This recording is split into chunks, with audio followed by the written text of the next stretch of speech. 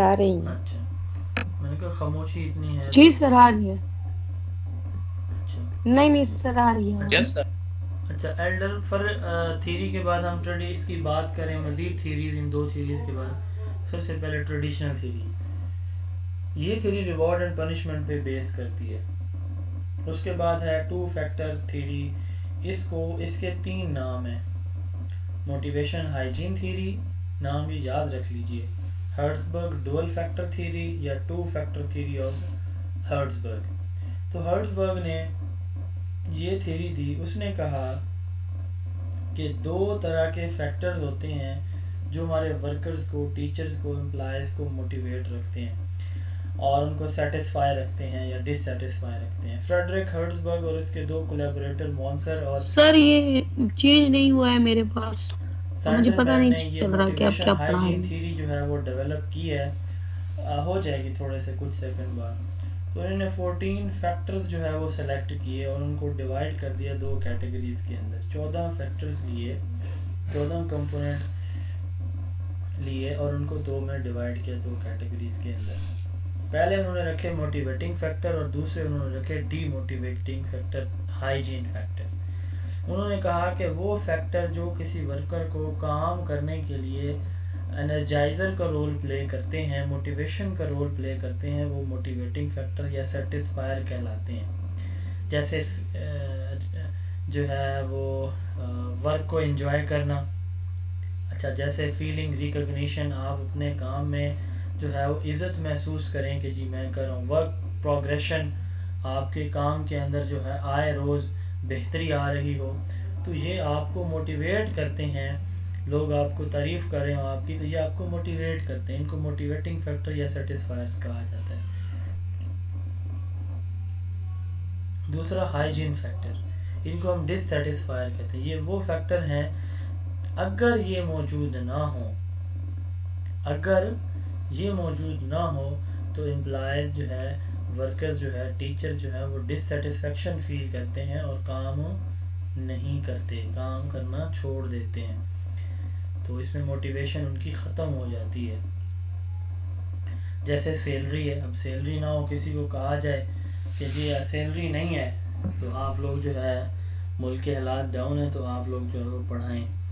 تو میرے سمیت اس پوری کلاس میں شاید کوئی ایک دو تیار ہو جائے، تو میں تو نہیں ہوں گا، آپ میں سے کوئی ہو جائے تو ہو جائے مے بی. اب مثال کے طور پر مجھے کہا جائے کہ جی سر آپ نے سیشن پڑھانا ہے اور سارے جو بچے ہیں نا وہ کہتے ہیں کہ ہم فیس نہیں دینا چاہتے. چلیے میں نے شروع کر دیا، 2-4 دن تو میں پڑھاؤں گا، پھر میں کیا کروں گا، آئیں بائیں شائیں کرنے لگ جاؤں گا. تو یہ ہائیجین فیکٹر ہے. اگر یہ چیزیں ایبسینٹ ہوں گی، آپ کی سیلری، آپ کی اچھی پالیسیز، آپ کے اچھے ریلیشن ورکرز کے ساتھ نہیں ہیں، تو آپ جو ہے وہ ڈس سیٹسفیکشن فیل کریں گے، کمپنی چھوڑ دیں گے. یہی بلال پاشا کے ساتھ ہوا، اللہ تعالیٰ اس کی مغفرت کرے. تو یہ ہائیجین فیکٹر ہے. ٹھیک ہے. موٹیویٹنگ فیکٹر کیا ہے کہ آپ موٹیویٹ ہوتے ہیں کسی چیز کی موجودگی سے، اور اگر یہ چیزیں موجود نہ ہوں تو آپ ڈی موٹیویٹ ہو جاتے ہیں. Hygiene factor. تو اس کے 3 نام ہیں تھیری کے. اس کے بعد ہے David McLaren acquired need theory. David McLaren نے ایکوائرڈ نیڈ تھیری دی. اس نے کہا کہ ڈفرینٹ انڈیویجولز ڈفرینٹ طرح کی نیڈ سے موٹیویٹ ہوتے ہیں، اور اس نے 3 طرح کی نیڈز بتائیں: need for achievement, need for affiliation and need for power. یعنی جو ورکرز ہوتے ہیں وہ موٹیویٹ ہوتے ہیں ان چیزوں کی وجہ سے 3 ڈفرینٹ نیڈز کی بیس پہ. نیڈ فار اچیومنٹ، NACH، ناچ. ہر بندہ چاہتا ہے کہ وہ آگے بڑھے، اس کو اس کے جو، جیسے آپ میں سے جتنے لوگ اب جنہوں نے فیس دی ہے، جو ٹائم نکالتے ہیں، اللہ تعالیٰ انشاءاللہ تعالیٰ ریگولر، تمام ریگولر اور جو باقی ہیں ان کو بھی اللہ توفیق دے گا کہ وہ ریگولر کلاسز اٹینڈ کریں گے، پڑھیں گے، ٹیسٹ اٹیمپٹ کریں گے. تو انشاءاللہ تعالیٰ آپ لوگ یہ بات میری اپنی ڈائری میں، اپنے نوٹس میں، کتاب میں لکھ لیں، آج کی ڈیٹ لکھ لیں کہ انشاءاللہ تعالیٰ آپ لوگ جس مقام پہ اب ہیں اس سے آگے ضرور جائیں گے. جو بھی ریگولر ہیں، اللہ تعالیٰ بڑے قدردان ہیں. وہ اگر یہ ساری دنیا غیر مسلم ہو جائے نا تو اللہ کی ذات ایسی ذات ہے جس پہ کوئی فرق نہیں پڑنے والا. یعنی اللہ کی ذات بڑی نہیں ہونے والی اس سے، یعنی اللہ کی بڑائی میں کوئی اضافہ نہیں ہو جائے گا. ساری دنیا کے انسان اور باقی چرند پرند سارے اللہ کی تسبیح بیان کرنے لگ جائیں، پھر بھی اللہ کی ذات بڑی نہیں ہوگی، سارے کے سارے اللہ کے نافرمان ہو جائیں کہ نہیں مانتے ہم اللہ کو نعوذ باللہ، تو اللہ کی ذات کی بڑائی میں کمی نہیں آئے گی، تو وہ پھر بھی اتنا بڑا قدردان ہے کہ جی آپ کا ایک چھوٹا سا عمل ہے نا جی، آپ کو بھول جائے گا، اللہ نہیں بھولیں گے.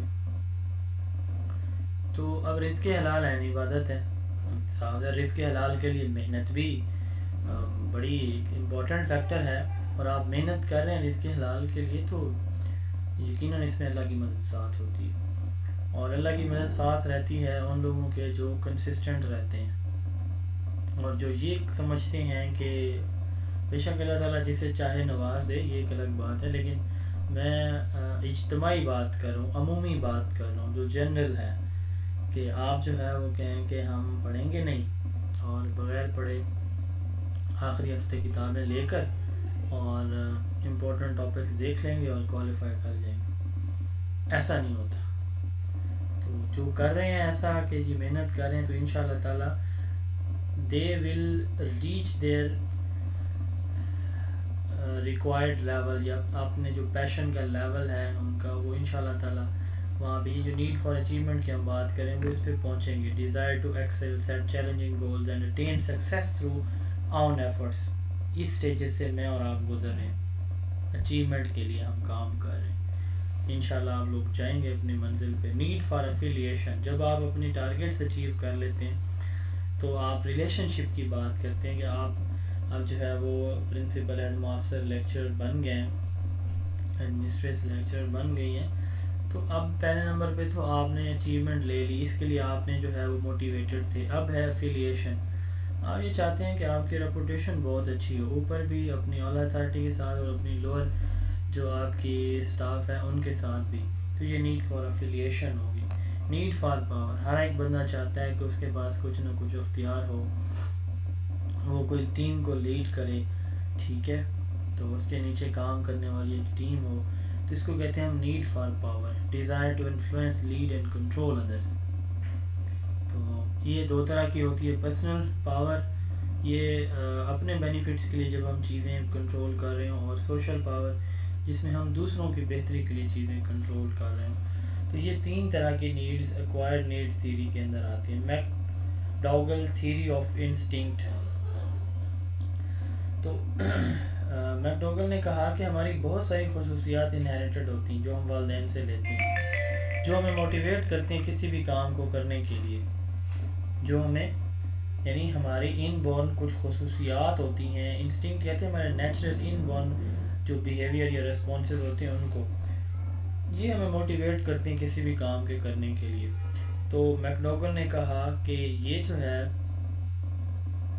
انسٹنکٹ جو ہے نا، یہ ہمیں ہماری موٹیویشن کا باعث بنتے ہیں، ٹھیک ہے، جو ان بورن پیدائشی. اب بہت سے لوگ دیکھتے ہیں، آپ ان کو کوئی کہے یا نہ کہے نا، وہ بڑے محنتی ہوتے ہیں، وہ لگے رہتے ہیں.